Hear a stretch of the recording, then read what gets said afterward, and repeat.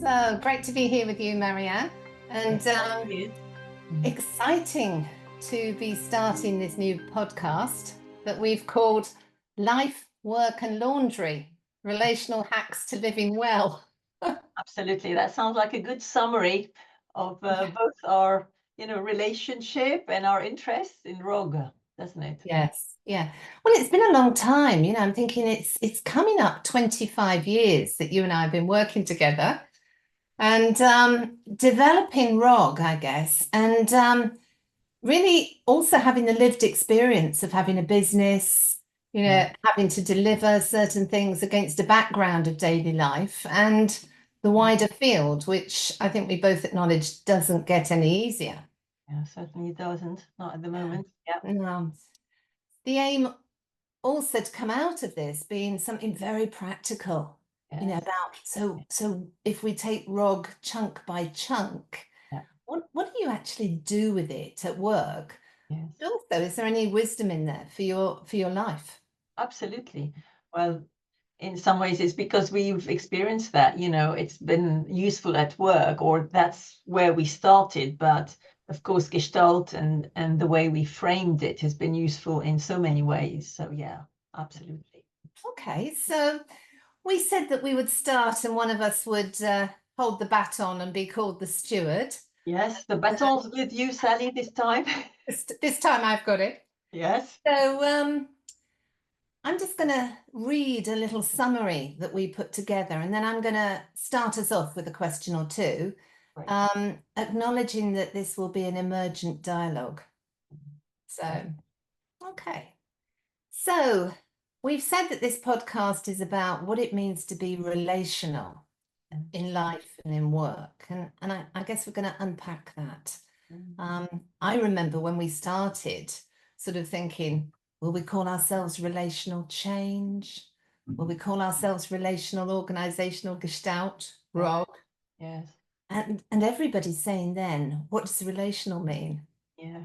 I remember that clearly. Yeah, Most people just said it's relationship, isn't it? exactly. So we're going to talk beyond that and all the wider framings of relational that we've put on our work. I guess we could also say at the beginning that you and I share an interest in philosophy. Yes, we do. I Um, think that will become apparent, I think. I think so.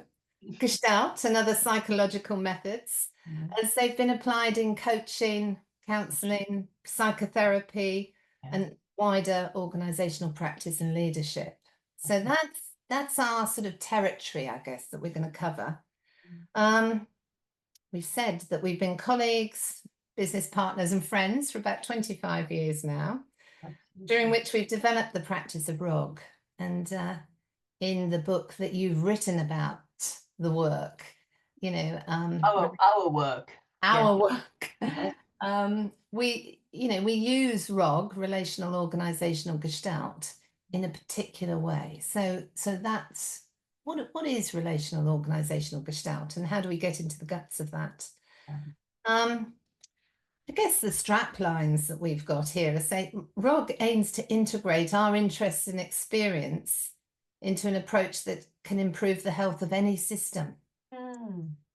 Be that an individual, couple, family, community, small or large business. And I guess we're going to be discussing a number of cases, including ourselves. Absolutely. That we've worked with over the 25 years. Yeah, that sounds interesting. A bit like going back in history, but it feels also very present, in the work that we're doing now. But yeah, lovely. Looking forward to it. Okay.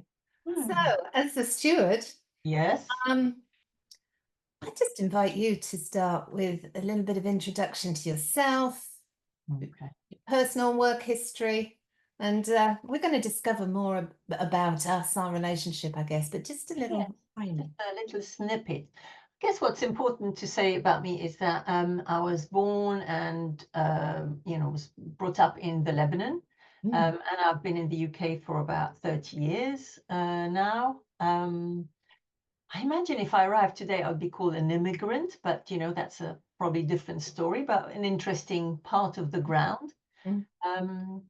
And I began my work career as an engineer. And I think that feels important because in some way that engineering mindset is probably still with me. I think as a child I was unpacking, opening and taking apart, old clocks to see how they worked, and I think understanding how things work and what makes them tick, felt really important. Even though afterwards, I think what Gestalt taught me really is that there's a limit to that. There's a limit to the scientific understanding, which I'm grateful for, so we can't necessarily understand that we can't unpack what love is, for example. Yes. So Yes. that's the start. After that, as you well know, I've got a short attention span, so I've gone in different direction. I've been a management consultant, so I've worked with organizations, and in fact, as I worked with organizations, that's also what took me towards Gestalt psychotherapy, and I'm sure we'll kind of unpack that a bit more. Yeah. Yeah. How about yourself? A bit of background for you. Oh, the bit that I'm willing to share here. Yeah, I'm thinking I was somebody who I probably had, if I said a rather flaky artistic temperament as a teenager. I was very into, I can believe it, very into rock music and sort of, certain sorts of politics at that time and the punk movement. And, I initially went to university to study English and drama, and pretty soon changed my mind and moved to psychology with a philosophy subset. And people often say to me, what made you make that move? And it was a combination, I guess, of two things. One was I was very interested in acting as an activity, but not as a theoretical study topic. So I got advised by my tutors to think again. And also, I happened at that time to have been going out with a psychiatric nurse who would often come back discussing his work, which sounded absolutely fascinating to me. It was the same emphasis on character and understanding. Yeah. And, it's one of those sort of movements in the field where you jump track and look back and think, what an incredible implication that had for the rest of my life. Because psychology, moving into psychotherapy, organizational work has been an absolute passion. And I guess hearing you, the deconstruction of how do things work. Yes. I was fascinated. Why do people do the things they do? Yes. Growing up in my family, nothing made much sense to me. So I was absolutely focused on that question. Did a psychology degree, did a master's degree, started a PhD then. The study of it wasn't my interest. And after a brief flirtation in advertising, became a clinical psychologist. And I often talk about a moment when I was working with a woman with depression, where after 7 years of study, she came in on, I think it was session 7 of my CBT protocol, in tears and wouldn't stop crying. And I had two thoughts go through my head. One was, this isn't in my treatment plan. Yes. It's like life. Where's the button, actually, to change that kind of approach? Exactly. I had done the assessment, I had done the implementation of the protocol, and I expected this to run on a linear track. And the second was, I had had nothing in 7 years of training that prepared me to work with emotion and affect. Yes, yes. And at that point, I started another training in Gestalt psychotherapy, which became a passion, and I have taught in that area at various institutions. What a ghastly word. Continued to work in the NHS in a range of roles, and then left that and formed Relational Change with you. And the rest, they say, is history. History, exactly. And a lot of fun. Yeah. I'm always struck, actually, as we speak of our backgrounds, how, we share a lot of similarity, in the sense of a dissatisfaction with the status quo of what was there. So, when I was working as a management consultant, and I, interestingly, even though I started as an engineer, when I was working on the people side of transformation. And that's when I really got that however perfect the solution, however perfect the methodology, unless it was aligned and fitted with the human experience and human needs, it was basically worthless. So, I think that is fundamentally also what brought us together. Yes, yes. Well, my experience was trying to lead change projects in the NHS in various sites, while also in my own site feeling the target, let me just say the target of various change projects that were brought in to affect mental health services. Yes. And a quite interesting study I did on how to resist the external consultant. And very sort of like what would have engaged staff and what didn't became a fascination for me, really, because certain things were inspiring. And once people were inspired, they would run towards the change.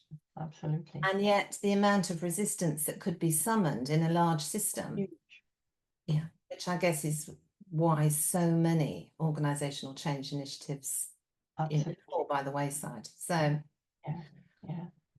So on that theme of inspiration, I'm gonna throw a question too, which is how we met and what our partnership means and has meant. Yeah. It's a long time that we've stuck. It certainly bonded. has, yeah. A bit of background, I guess, for people that don't know us well, that we met at a training institute in London, where we were both teaching. Yes. And God, what it's meant, it's difficult to encapsulate actually all the time we've had and what we've done together, Sally. But I think if I go back initially, I think we clicked for many reasons. And in some ways, we shared that ground of, I also recognize, despite what you say about your kind of artistic kind of initiative, we have that same thirst for looking at and unpacking, especially both theory and practice and how those things fit together. And it felt, how was it? It felt challenging and edgy. And we were in that context. And which I think our joint interest in unpacking things and also in organizations brought us together. Yeah, I think you're right. I think here's something, yes. Psychology, the scientist practitioner model, as it was defined, a strong emphasis on evidence base. In my role in the NHS, absolutely evidence-based treatments, understanding research findings, all of that being so important and yet insignificant in the face of personalized context. Yes, absolutely. And that being proved again and again in my experience and the experience of staff I was working with, that you had to know the evidence base. You needed to follow the evidence base increasingly as a risk strategy. But the actual application of treatments were highly personalized. And I think that was something where certainly it felt that you and I came together to say, what would be a great blend of both the scientific rigor that was there for both of us, but also the inspiring, creative, in the moment sort of aesthetics of what might be best in this situation for this person. Yeah, absolutely. And I think it happened at a particular time, not just time in the sense for both of us in our lives, but also in a certain context, where, we were, of course, in a training institute, we were chewing things, they were reading and kind of writing and wanting to write. And I think that's really what got us together. Yes.